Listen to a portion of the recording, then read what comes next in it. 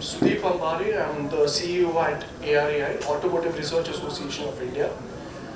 We also have a Section 8 company that's an incubator, accelerator, which is supporting the mobility-based innovations called ARAI AMTIF, that is Advanced Mobility Transformation and Innovation Foundation. What I'm going to talk today is something which touches us on a day-to-day basis, something that influences us on a day-to-day basis. So if you see on screen, it's basically building innovations for the nation, but more focused on the mobility sector. Now, why is this important to us? The reason it's important is because the moment we move forward in life, right from the critical milestones, the day you're born, all the way up to the day you die, you're essentially moving. You're never stagnant in your life. But before I get into the core topic, let me just touch upon certain data points which are very, very important for you to absorb the essence of this.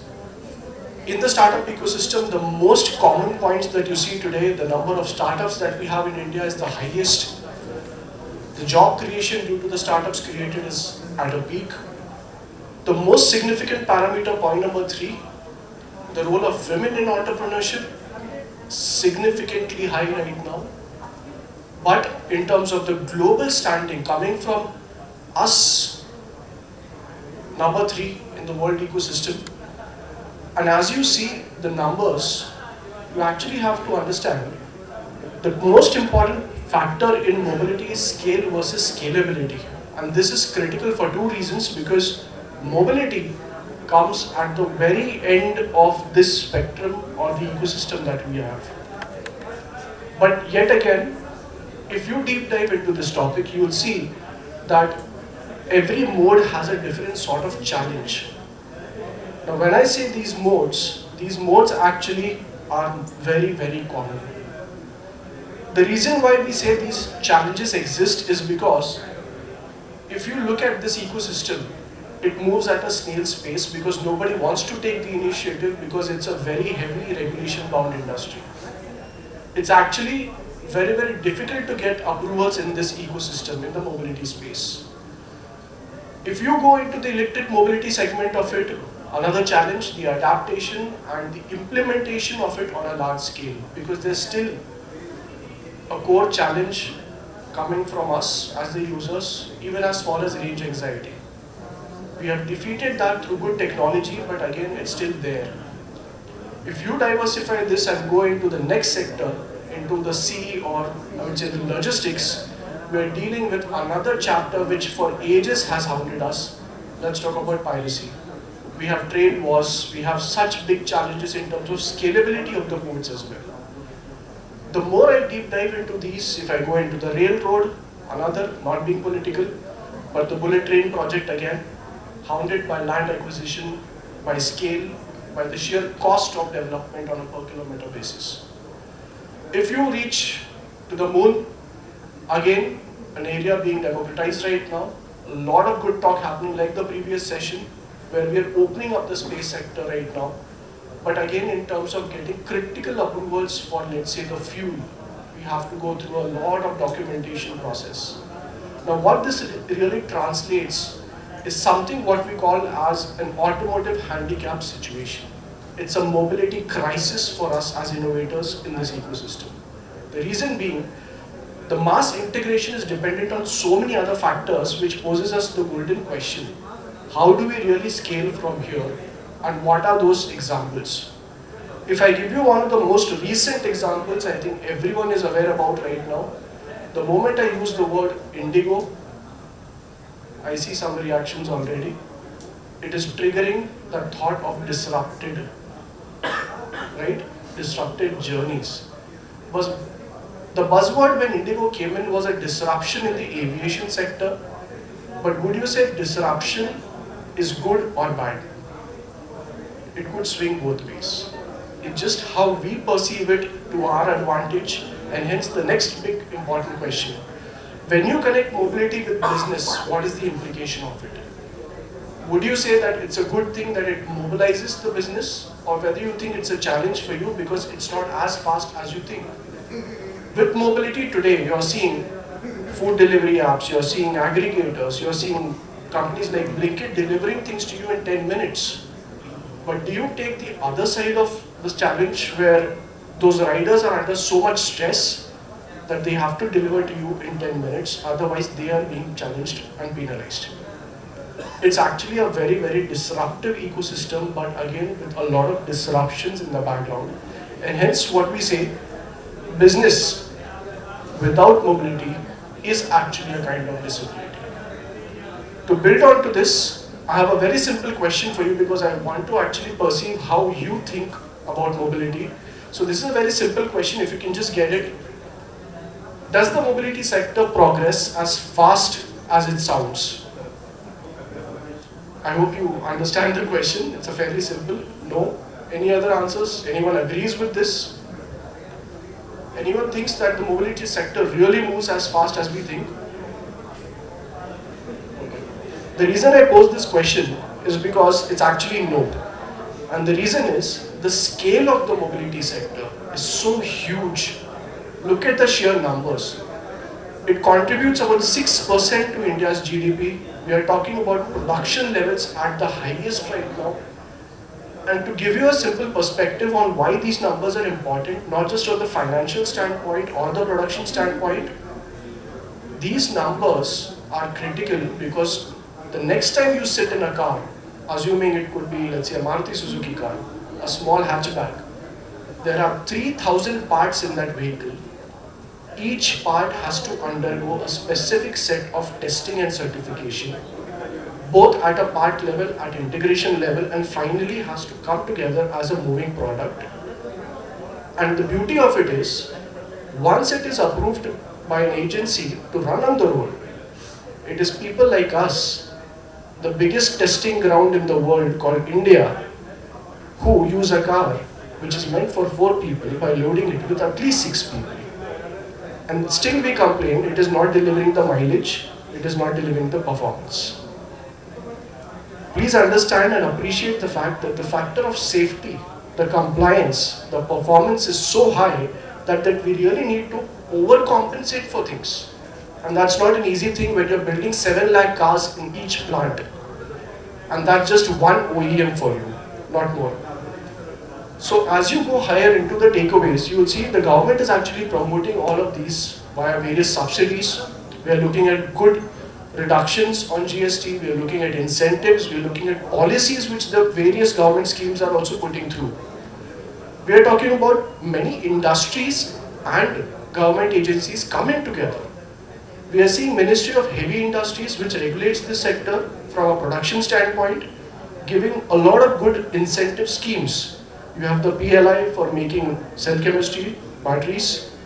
We have now recently heard that the Ministry of Heavy Industries is also launching a program for another critical area where we have a dependency as a nation, the rare earth free motors. We have also a dependency on lithium ion because we don't have the reserves for it. All these are promoting the same impact parameter, that is indigenous tech development. And where it is important, as you see in the next slide, is that all the ministries have to align together. It is not just one ministry. So Heavy Industries has to work with the Ministry of Road Transport and Highways, with power for the power distribution segment. We're talking it through a level of urban housing. The infrastructure has to come to a common person's household also. And this really is critical because you see the numbers, the sheer numbers of the Indian ecosystem. We are the largest, second largest manufacturer for 2-wheelers, first largest for 3-wheelers. And interestingly, the highest number of electric vehicles in India from a consumer or a touch point basis is actually the electric rickshaw. If you've seen the small rickshaws plying on the road, those are the highest touch points in the ecosystem right now. Now, where does it get critical that India as a nation is moving so fast that we can't keep up with the scale of production? We can't keep up with the scale of regulation. Every second day, if an incident is reported in a nation, maybe an accident or a fire, the government has to pass a regulation to contain it. And that is where this tricky situation comes into the picture. Now, how many states do really have notifications? You will see across Most of them have policies in place, but adoption rates are completely off. So everyone is talking about it, but not everyone is buying it or implementing it. For example, if in this room I say, how many of you know about electric vehicles? Can I see some hands? You know about it. How many of you think it's a good idea to drive an electric vehicle? It pollutes less. Okay. Now comes the interesting question. Among the same lot, how many of you actually ride an electric vehicle? You see the numbers drop. Everyone loves the concept, but everyone doesn't subscribe to it or doesn't take to it. This is the critical gap in the mobility ecosystem. Now, why we need this? Why do we promote this? Why do we accelerate this? Because we have to put certain tools in place to make it work for the nation. So what do? We start building a very, very dynamic tool, which is evaluating the performance of these states, of these bodies which are putting the ecosystem in place. We have a recognition of them. Every state has a recognition parameter basis which this has to be integrated, adapted, and done into a mass implementation level also. The other part of it is sharing the success story between the states also. One of the success stories which perhaps has made news across India is how Kerala has done the water metros. It is truly an example which is being recognized all over India and abroad as well. But let me give you another example from the mobility ecosystem, which perhaps you have not heard about. In India, there is actually a place, and if you can guess it, hats off to you, which makes the highest number of ice cream trucks. Can you guess where that place is? Ice cream trucks, highest number made in India. Which city or which place is it? Any random guesses? Let's narrow it down to a state. Which state? Tamil Nadu? Anyone else? Kerala? Anyone else? Gujarat? What if I told you it's completely the flip side? It's Rajasthan. And the place is Gangapur. There is a small town where there was once a person who wanted to give Mewadi ice cream or kulfis, if you heard. They wanted to promote their business, but they didn't have vehicles. So they started building these vehicles, they saw a demand in it, and slowly the families who never came from a manufacturing background started making these ice cream vans. And now it's a full-fledged 500 crore industry from a small town. And it's unheard of. So that's how mobility sectors are disrupting, but we don't know about it. Now, how do we move forward in a very quick manner? Which do you think is better? Moving fast, failing fast, or going step by step? My answer, again, a very balanced approach. Move fast, fail fast when we want disruptive technologies. We are no longer the land where we say failing is bad. Let us fail. Why? Because this negative know-how, why you fail, is the most important asset for you. It could be a trade secret also. Why? Because you save time in the next instance that you don't have to make those mistakes to arrive at good conclusions. Now, how do we do that? We start top down. We start from the electrification model, that is distribution, going all the way up to the charging infrastructure, and finally the research and innovation, which has to translate into ground realities. And like I said, the least in that was the innovation ecosystem. And unfortunately, that is the case in India. It's changing, but in the other countries like Germany and China, this is actually at the top of the curve, not at the top. So that's where we really need to make the change. Now, how do we address this problem, create a solution with an example? So it has to be done together. And this is essentially where I would like to take a pause. When you see the impact of mobility or innovation, the way everyone thinks about it, the perspective shifts.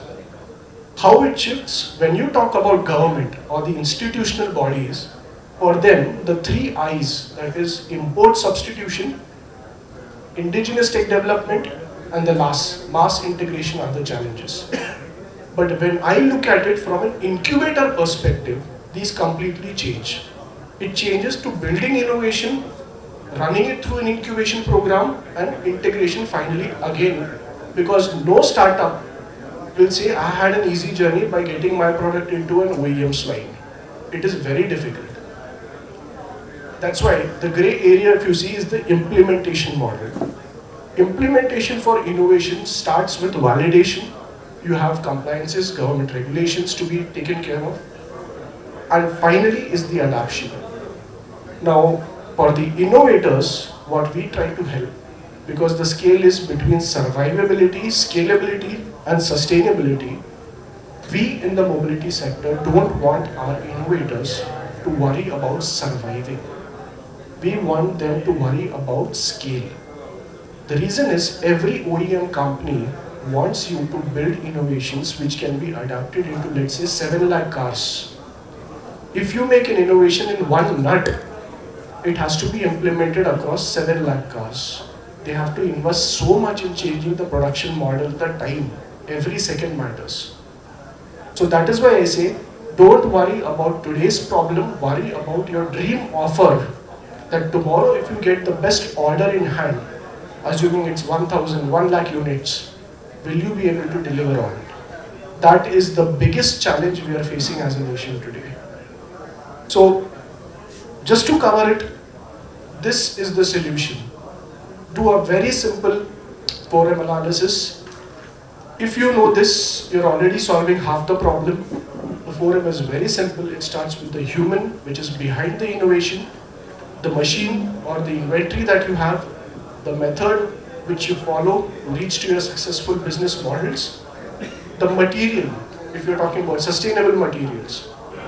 Just an example on the material, India has a problem in the EV ecosystem with lithium-ion batteries. If you know the problem, lithium-ion batteries are actually not something that is native to India. We don't have the reserves for it. We are dependent on other countries, primarily so. We have some reserves right now in Jammu Kashmir and Leh Ladakh, not sufficient to feed the entire ecosystem. But what if I told you a very, very different approach to solving this problem for batteries? India has the highest coastal area, right? What if I told you the sodium that comes from this sea sand, the salt that you eat, is powering the next generation of these batteries? We have successfully built, tested and validated sodium-ion batteries right here in India. And in the next 2 years, we will not need any amount of lithium-ion batteries from anywhere in the world. We can use it for two-wheeler, three-wheeler, four-wheeler. Commercial vehicles will take time. And the beauty of it is 3 times lighter and 3 times more efficient. Now that is the beauty of innovation and mobility. But again the challenge, how many of you are willing to take the risk and invent? How many of you want to go into the market with? Because these people, the researchers who came up with this, they came from an academic background. They did not come from a research background. They did not even have the basic know-how of innovation.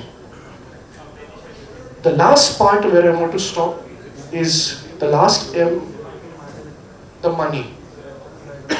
Now here I want to cite one example of an innovator that we supported recently in the mobility sector. Another use case which you will connect with, and just to help you and give you a perspective, how many of you have actually ridden a two-wheeler in your life? Most of you? Okay. What is it that excites you in a two-wheeler? Is it the speed? Is it the maneuverability? What do you like? Anything? Okay. The ride, the feel, the joy? Okay. Now, is it true that every student wants a good bike when they go into college? It's like a Pulsar or a KTM or a... Sure, why not? I would scale it up to Hayabusa as well. But what if I told you a very simple example? There was a student in Chennai who was seen all over India. What is the problem in this ecosystem? The bikes are not powerful if you go into the electric category. They are not economical, and more so. The challenge is that they don't give you that ownership experience, right? So he came to us 5 years back with a wish that I want to build one of the fastest and most powerful electric bikes in India. And he started his journey as a student project. So 5 years down the line, we started with design, with manufacturing, with production, with everything. We started slowly building the technology. We started building his proposal even to submit to government for getting funds. After the third year, he qualified for one of India's largest funding by the government of India. They invested 6 crores into that technology, and the beauty of it, pure grants, collateral free, equity free. One of the largest funds ever in that format. And not just that, we invested in 10 startups, 35 crores in the same format. Collateral free, equity free. The objective, building technology in India, for India, but scalable across the world. This product, an electric bike, was actually a unique one because it operates at 400 volts. High voltage bike, high performance bike, but made in India. And the important thing is it does not need a dedicated charger.